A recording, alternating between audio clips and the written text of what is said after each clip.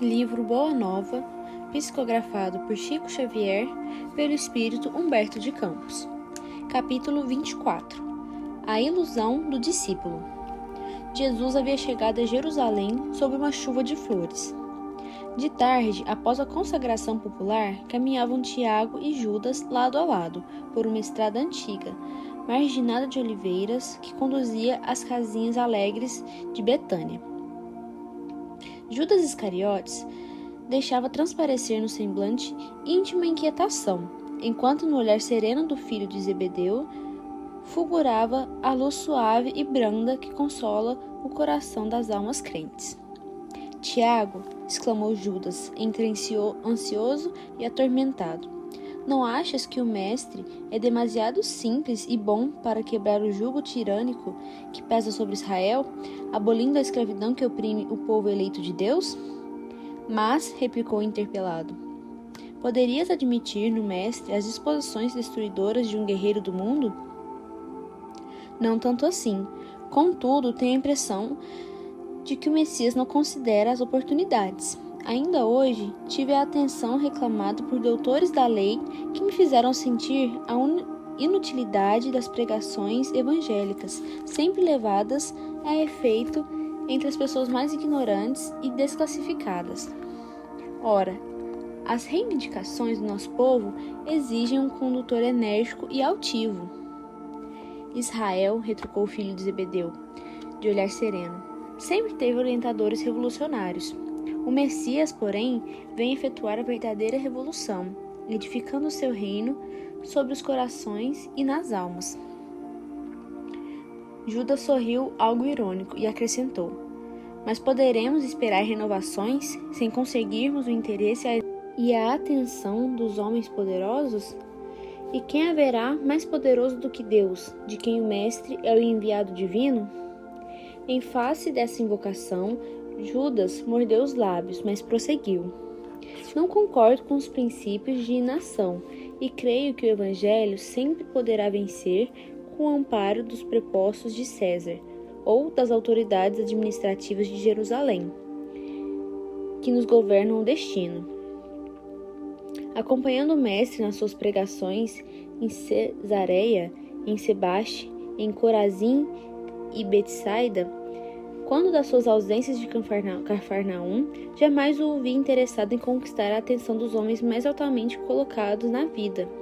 É certo que de seus lábios divinos sempre brotaram a verdade e o amor, por toda parte, mas só observei leprosos e cegos, pobres e ignorantes, abeirando-se de nossa fonte. Jesus, porém, já nos esclareceu, obtemperou Tiago, com brandura, que o seu reino não é deste mundo. Imprimindo aos olhos inquietos um fulgor estranho, o discípulo impaciente revidou com energia.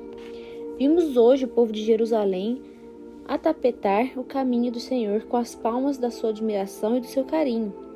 Precisamos, todavia, impor a figura do Messias às autoridades da corte provincial e do templo, de modo a aproveitarmos esse surto de simpatia. Notei que Jesus recebia as homenagens populares sem partilhar do entusiasmo febril de quantos o cercavam. Razão porque necessitamos multiplicar esforços em lugar dele, a fim de que a nossa posição de superioridade seja reconhecida em tempo oportuno. Recordo-me, entretanto, de que o Messias nos asseverou, certa vez, que o maior na comunidade será sempre aquele que se fizer o menor de todos. Não podemos levar em conta esses excessos de teoria. Interpelado que vou ser hoje por amigos influentes na política de Jerusalém, farei o possível por estabelecer acordos com os altos funcionários e homens de importância, a fim de imprimirmos novo movimento às ideias do Messias. Judas, observou-lhe o irmão de apostolado, com doce veemência, vê lá o que fazes. Socorrereis-te dos poderes transitórios do mundo sem um motivo que justifique esse recurso? Não será desrespeito à autoridade de Jesus? Não terá o mestre visão bastante para sondar e reconhecer os corações? O hábito dos sacerdotes e a toga dos dignatários romanos são roupagens para a terra. As ideias do Mestre são do céu, e seria sacrilégio misturarmos a sua pureza com as organizações viciadas do mundo. Além de tudo, não podemos ser mais sábios nem mais amorosos do que Jesus, e ele sabe o melhor caminho e a melhor oportunidade para a conversão dos homens. As conquistas do mundo são cheias de ciladas para o espírito e, entre elas, é possível que nos transformemos em órgão de escândalo para a verdade que o Mestre representa. Judas silenciou atormentado. No firmamento, os derradeiros raios de sol batiam nas nuvens distantes, enquanto os 2 discípulos tomavam rumos diferentes. Sem embargo, nas carinhosas exortações de Tiago, Judas Iscariotes passou a noite tomado de angustiosas inquietações. Não seria melhor apressar o triunfo mundano do cristianismo? Israel não esperava em Messias que enfeixasse nas mãos todos os poderes? Valendo-se da doutrina do Mestre, poderia tomar para si as rédeas do movimento renovador, enquanto Jesus, na sua bondade e simpleza, ficaria entre todos como um símbolo vivo da ideia nova. Recordando suas primeiras conversações com as autoridades do Sinédrio, meditava na execução de seus sombrios desígnios. A madrugada o encontrou decidido, na embriaguez de seus sonhos ilusórios.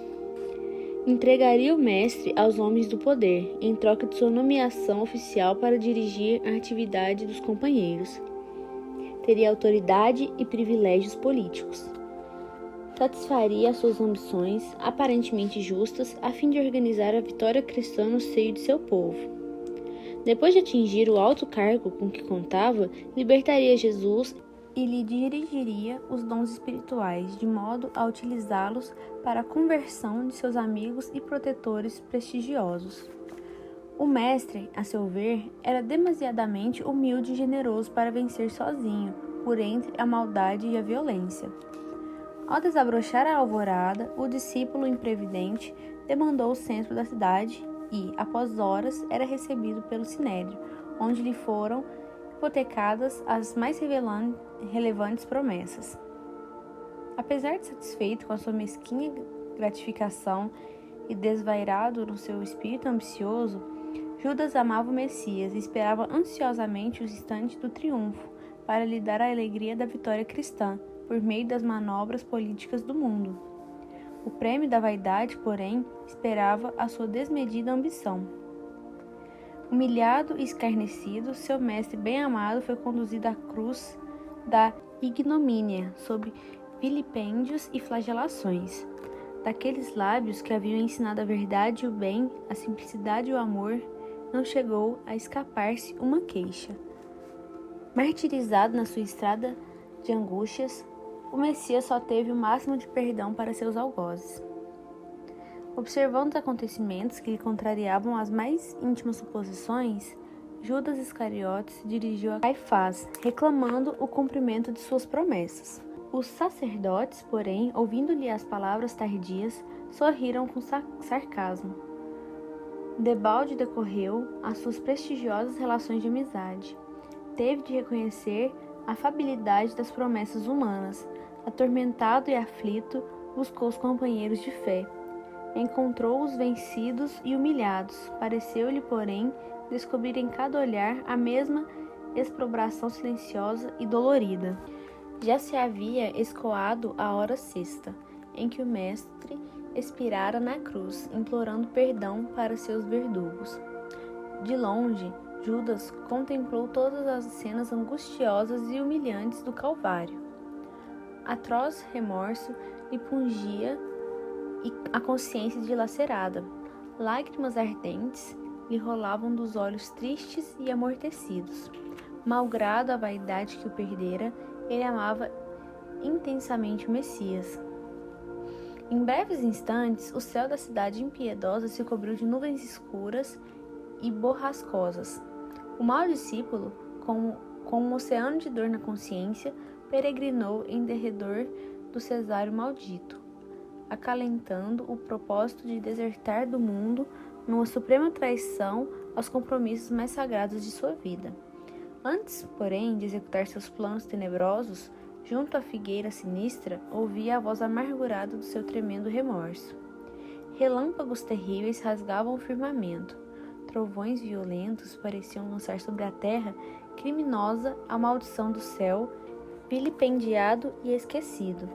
No entanto, sobre todas as vozes confusas da natureza, o discípulo infeliz escutava a voz do Mestre, consoladora e inesquecível, penetrando-lhe os refolhos mais íntimos da alma. Eu sou o caminho, a verdade e a vida.